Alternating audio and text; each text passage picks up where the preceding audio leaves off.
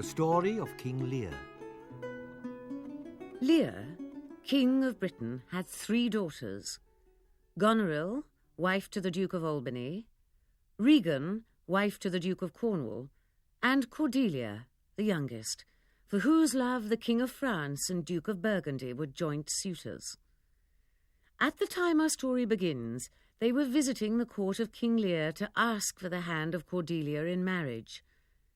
The old king, worn out with age and the fatigues of government, determined to take no further part in state affairs, but to leave the management of his kingdom to younger strengths.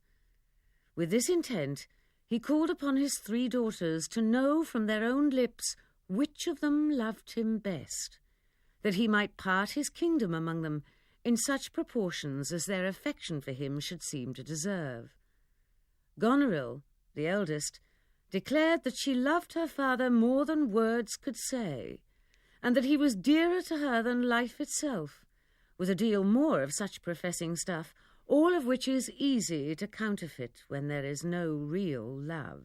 The king, delighted to hear from her own mouth this assurance of her love,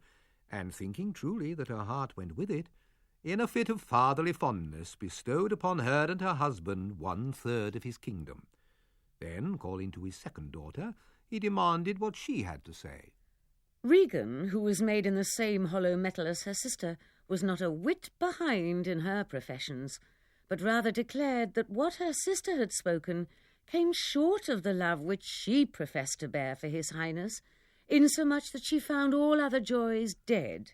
in comparison with the pleasure which she took in the love of her dear king and father. Lear blessed himself in having such loving children, as he thought, and he could do no less, after the handsome assurances which Regan had made, than bestow 1/3 of his kingdom upon her and her husband, equal in size to that which he had already given away to Goneril. Then, turning to his youngest daughter, Cordelia, who had always been his darling and favourite, he asked what she had to say, thinking no doubt that she would gladden his ears with the same